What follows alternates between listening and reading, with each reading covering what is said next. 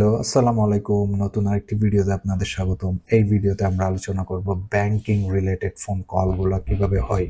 Banking related banking সিচুয়েশনে phone কলগুলো কিভাবে হয় এই সিচুয়েশনটা আমরা আলোচনা করব 5টা সেন্টেন্স দিয়ে এই ভিডিওতে।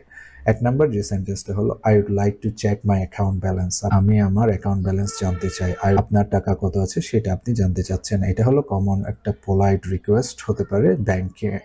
আপনি যখন ব্যাংকে আপনার অ্যাকাউন্ট সম্পর্কে জানতে চাচ্ছেন বা আপনার ব্যাংকে কত টাকা ব্যালেন্স আছে এটা জানতে চাচ্ছেন। 2 নাম্বার যে সেন্টেন্সটা হলো can you verify the last transaction.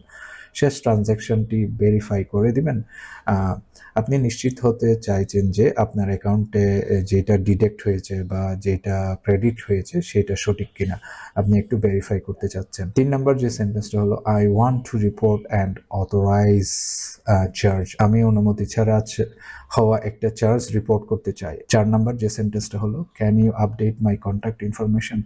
আমার কন্ট্যাক্ট ইনফরমেশন বা যোগাযোগের তথ্যকে আপডেট করে দিবেন।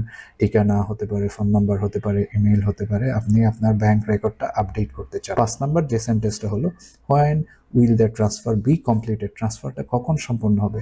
আপনি কোথাও ফান্ড ট্রান্সফার করেছেন, এটা একটু ডিলে হচ্ছে, আপনি সেক্ষেত্রে এই সেন্টেন্সটা ইউজ করতে পারেন when will the transfer be completed. ট্রান্সফারটা কখন সম্পন্ন হবে।